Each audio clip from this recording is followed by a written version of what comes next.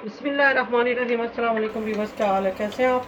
I hope कि आप खैरियत से होंगे। व्यूअर, आज बहुत ही मज़े की रेसिपी लेके आई हूँ। मैं आलू और मटन बनाने लगी, जिसके लिए मैंने ऑयल तकरीबन 1 कप मैंने डाला है, 1.5 कप डाला है। इसलिए इसमें थोड़ी ग्रेवी जो है हमने ज़्यादा बनानी है, ताकि शोरबा हमारा जो है वो गाढ़ा बन सके। सबसे पहले हम इसमें तकरीबन 3 से 4 टीस्पून डालेंगे लहसुन डालेंगे, इसको हम फ्राई करेंगे। तो इसमें भी हम डालेंगे 2 टुकड़े जो हैं दालचीनी के डालेंगे और 2 बड़ी इलायचियाँ डालेंगे। इसमें हम अदरक जो है लहसुन हमने डाल दिया, ये अदरक के 2 जो है पीस डाल देंगे। फिर इसमें हम शामिल करेंगे आलू। हमने इस तरह हमने जो है छिलके उतार के हमने इस तरह इसको थोड़े मोटे मोटे करके हमने काट लिए। जो आलू है हमारे अच्छे से जो है वो फ्राई हो गए। अब हम इसमें गोश्त डालेंगे, बीफ डालेंगे। ये हमने बॉयल करके रखा हुआ था। माशाल्लाह हमारा पानी जो है वो ड्राई हो गया। ये इसने अपना ही चिकन जो हमने गोश्त जो है वो फ्रीज़ किया हुआ था, तो उसी ने पानी छोड़ा है।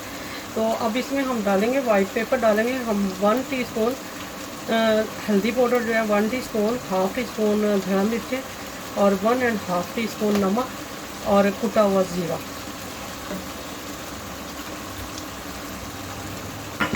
और इसके साथ ही हम डाल देंगे गोश्त मसाला, इनको मिक्स करेंगे।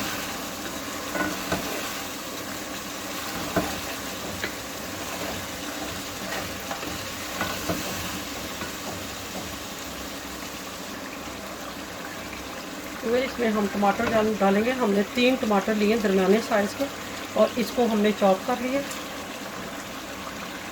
इसके साथ ही हम हरी मिर्चें जो हैं वो डालेंगे, तकरीबन 5 से 6 मैंने ली।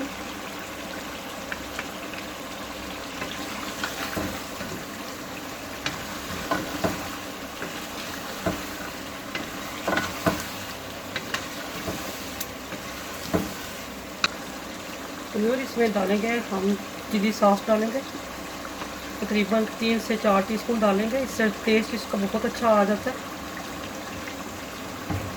सोया सॉस डालेंगे हम तकरीबन 2 टीस्पून डालेंगे।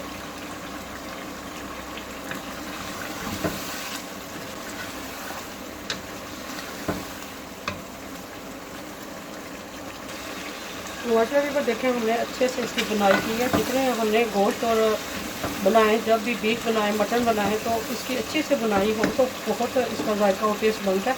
तो अब लास्ट में हम डालेंगे कुछ मेथी, कसूरी मेथी डालेंगे, इससे इसकी खुशबू बहुत अच्छी हो जाएगी।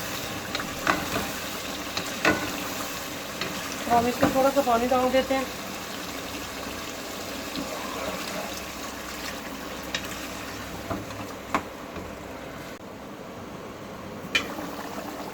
तो भी माशाल्लाह देखें हमें इतना ही शोरबा चाहिए था, तो फ्लेम ऑफ कर देते हैं हम। तो हम गरम मसाला जो है वो ऐड करते हैं।